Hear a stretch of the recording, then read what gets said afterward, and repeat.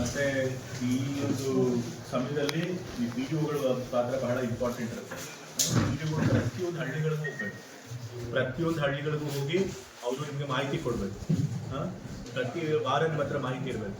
ಎಲ್ಲೆಲ್ಲಿ ಕುಡಿಯೋ ನೀರಿನ ಸಮಸ್ಯೆ ಇದೆ, ಏನು ಸ್ಟೇಟಸ್ ಇದೆ ಅದೆಲ್ಲ ತಿಳ್ಕೊಳ್ತಾ ಇರಬೇಕು. ಮತ್ತು ನೀರಿನ ಟೆಸ್ಟ್ ಆಗ್ತಿದೆಯೋ ನೋಡ್ಕೊಳ್ಬೇಕು, ಗೋಷ್ಠಿಗಳು ಕ್ಲೀನ್ ಆಗ್ತಿದೆಯೋ ನೋಡ್ಕೋಬೇಕು. ಮತ್ತು ಪಿ ಡಿ ಒಗಳು ಯಾರಾದರೂ ಹೋಗಿಲ್ಲ ಅಂತಂದ್ರೆ ಅವ್ರ ಮೇಲೆ ಕ್ರಮ ತಗೊಳ್ಳಬೇಕು. ಅವ್ರು ಕಡ್ಡಾಯವಾಗಿ ಫೀಲ್ಡ್ ವಿಸಿಟ್ ಮಾಡಲೇಬೇಕು, ಗ್ರಾಮಗಳಿಗೆ ಹೋಗಲೇಬೇಕು.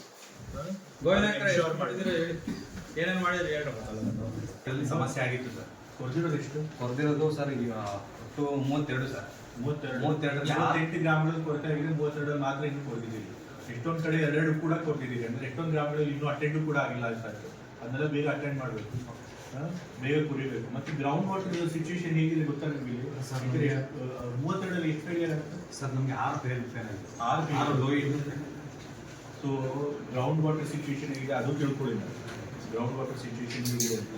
ಗಾಡಿಗಳ ಪ್ರಾಬ್ಲಮ್ ಇಲ್ಲ ಸರ್. ನಮಗೆ ಗೋಲ್ಡು ಗಾಡಿ ಪ್ರಾಬ್ಲಮ್ ಆಗಿದ್ದು ಸರ್, ಸಾಲ್ವ್ ಮಾಡಿದ್ದೀವಿ ಸರ್. ಗೋಲ್ಡು ಗಾಡಿ ಪ್ರಾಬ್ಲಮ್ ಹಾಕ್ಸಿ ಸಾಲ್ವ್ ಮಾಡಿದ್ದೀವಿ ಸರ್. ಈಗ ಅದು ನಿಮ್ನಳ್ಳಿನಲ್ಲಿ ಸರ್ಗೂರು ತಾಲೂಕು ನಿಮ್ನಳ್ಳಿಗೆ ಒಂದು ಪ್ರಾಬ್ಲಮ್ ಆಗಿದೆ. ಈಗ ಹೋಗಿದೆ ಸರ್.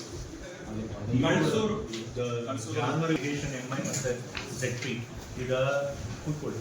ನಿಮ್ಮಲ್ಲಿ ಬರೋ ಕೆರೆಗಳಲ್ಲಿ ಇಷ್ಟೊಂದು ಕೆರೆಗಳಿಗೆ ಲಿಫ್ಟ್ ಮಾಡಬೇಕು ಸಿಂಬಲ್ ಅಂತ ಹೇಳಿದ್ದಾರೆ. ಬಟ್ ಎಲ್ಲೆಲ್ಲಿ ಕಾಮಗಾರಿಗಳು ಮಾಡಿ ಲಿಫ್ಟ್ ಮಾಡೋದಕ್ಕೆ ಅವಕಾಶ ಮಾಡಿಕೊಟ್ಟಿದ್ದಾರೆ, ಯಾವ ಕೆರೆಗಳಲ್ಲಿ ಕೆನಾಲ್ಗಳಿಂದ ತುಂಬಿಸಕ್ಕೆ ಸಾಧ್ಯ ಆಗುತ್ತೆ ಅಷ್ಟು ಕೆರೆಗಳನ್ನು ತುಂಬಿಸಲೇಬೇಕು.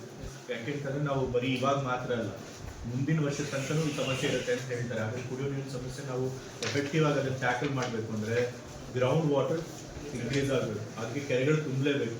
ಈಗಾಗಲೇ ಸರ್ಕಾರ ಹೇಳಿದೆ, ಹಾರಂಗಿಲು ಆಗಲಿ ಮುಗುಲಾಗಲಿ ಎಲ್ಲ ಬಿಡಬೇಕು ಅಂತೇಳಿ. ಸೊ ಅದನ್ನು ಬಿಡಿಸ್ಬೇಕು, ಹಾರಂಗಿಲು ಮತ್ತು ಮುಗುಲ. ಅದಕ್ಕೆ ಯಾರು ಆಫೀಸರ್ ಇನ್ಚಾರ್ಜ್ ಇರ್ತಾರೆ ಅವ್ರು ತಿಳಿಸಿ ನಾವು ಹೇಳಿದ್ದೀವಿ ಅಂತ ಹೇಳಿ ಬಿಡಿಸಿ.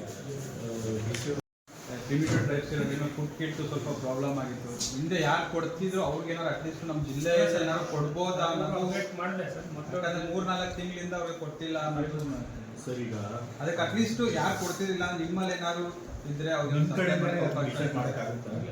ಮೊದಲು ನಮ್ಮ ಹತ್ರ ಟೆಂಡರ್ ಆಗ್ತಾಯಿತ್ತು ಸರ್. ನಾವು ಲೇಟ್ ಆದ್ರೆ ಇಲ್ಲೇ ಏನೋ ವ್ಯವಸ್ಥೆ ಮಾಡಿ ಆಫೀಸ್ಗೂ ಮಾತನಾಡಿದ್ವಿ ಸರ್. ಸೈನ್ ಆಗಿದೆ ಅಂತ ಹೇಳಿದ್ರೆ ನಮ್ಮಲ್ಲಿ ಎಷ್ಟು 20,000 ಪೀಪಲ್ಸ್ ಇರಬೇಕು. 6,000 ಕುಟುಂಬ ಬರುತ್ತೆ ಸರ್. ಈಗ ನಮ್ಮಿಂದ ಮಾಡ್ಬೋದು ಸರ್.